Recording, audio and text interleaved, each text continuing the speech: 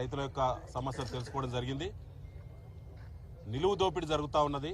తెలంగాణ రైతాంగం కష్టపడి పండించినటువంటి ఎర్ర బంగారం పండించినటువంటి రైతులు ముఖాలు తెల్లబడిపోయినాయి.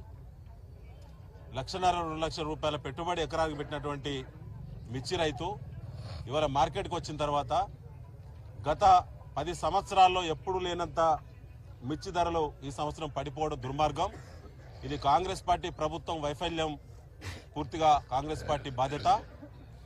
వారికి ఏమాత్రం కూడా అవగాహన లేకపోవడం మార్కెటింగ్ వ్యవస్థ పైన. గతంలో ఉన్నటువంటి నిల్వలను ఎక్స్పోర్ట్ పర్మిషన్స్ ఇచ్చి బయటికి పంపకపోవడం, విస్తీర్ణం ఎంత ఉందో, రైతులు ఎంతమంది ఎంత విస్తీర్ణంలో ఏ రకమైన మిర్చి పంట పండిస్తారో ఈ ప్రభుత్వానికి అంచనా లేకపోవడం, సరైనటువంటి సమీక్ష లేకపోవడం, చిత్తశుద్ధి లేకపోవడంతో ఇవాళ గతంలో 30 నుంచి 1,00,000 రూపాయలు పలికినటువంటి ధర ఇవాళ 3-4 వేల నుంచి మొదలుకొని 13,000 వరకే ఇలా ధర పడిపోయింది. ఎంత మంచి రకాలైనా 13,000 లోపే. అంటే ఇది దుర్మార్గం. ఇది నిలువు దోపిడీ జరిగింది. రైతులు గత సంవత్సరం కూడా ధరలు మళ్ళీ వస్తాయేమో, పెరుగుతామని చెప్పి ఆశపడి కోల్డ్ స్టోరేజ్లో నిల్వలు పెట్టినటువంటి రైతాంగం పరిస్థితి మరీ ఘోరం.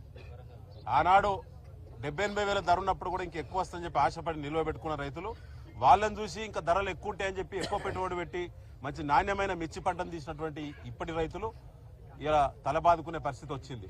కాబట్టి ఆనాడు కేసీఆర్ గారు ప్రభుత్వం ఉన్నప్పుడు ఇదే వరంగల్ జిల్లాలో రైతులకు పంట వివిధ పద్ధతుల్లో నష్టం జరిగితే 110 కోట్ల రూపాయలు తీసుకొచ్చి రాజకీయాలకు అతీతంగా రైతులందరికీ ఆనాడు నష్టపరిహారం ఇచ్చినటువంటి ఘనత కేసీఆర్ గారిది. ఇవాళ చూసైనా బుద్ధి తెచ్చుకోండి. ముఖ్యమంత్రి రేవంత్ రెడ్డి గారు, ఈ జిల్లాకు చెందినటువంటి మంత్రులు సురేఖ గారు, సీతక్క గారు, ఈ జిల్లా కాంగ్రెస్ పార్టీ ఎమ్మెల్యేలు ఒక్కనాడు కూడా రైతుల గురించి మాట్లాడటం లేదు. ఒకనాడు కూడా గ్రెయిన్ మార్కెట్లో జరుగుతున్నటువంటి లావాదేవీల గురించి ఒకనాడు కూడా మాట్లాడట్లేదు.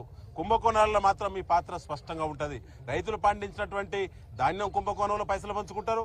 రైతులు పండించినటువంటి సిసిఐ కొనుగోలులో, పత్తి కొనుగోలులో జరిగే కుంభకోణంలో పైసలు పంచుకుంటారు. ఇలా మిర్చి సంబంధించినటువంటి లావాదేవీలో కూడా మీ హస్తం ఉంటుంది. కానీ ఏ ఒక్కనాడు కూడా మీరు చిత్తశుద్ధితో పనిచేయడం లేదు.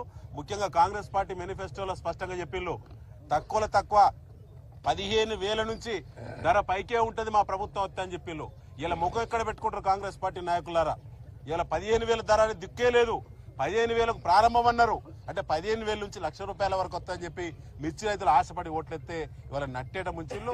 ఖచ్చితంగా ఇవాళ బీఆర్ఎస్ పార్టీ డిమాండ్ చేస్తా ఉన్నది, ప్రతి క్వింటాలకు 25,000 రూపాయలు తగ్గకుండా ప్రభుత్వమే ఈ మిర్చి కొనుగోలు చేసి దాని యొక్క నాణ్యతను బట్టి, క్వాలిటీని బట్టి దొడ్డు రకాలైతే ఆ పైన ధరను చెల్లించి ఇవాళ ప్రభుత్వమే ఖజానా నుంచి పంట కొనుగోలు చేయాలని చెప్పి బీఆర్ఎస్ పార్టీ డిమాండ్ చేస్తా ఉంది.